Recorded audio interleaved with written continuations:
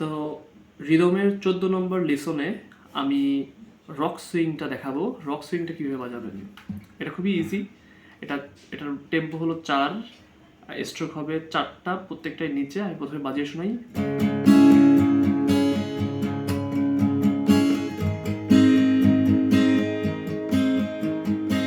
কেমন 1 2 3 4।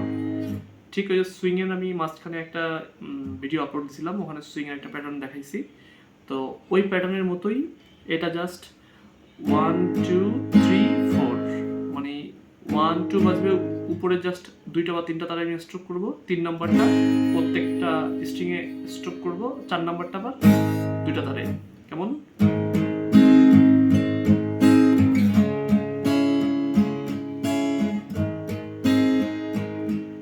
যদি আমি রেগুলার টেম্পোতে বাজিয়ে দেখাই তাহলে কেমন শোনাবে এটা?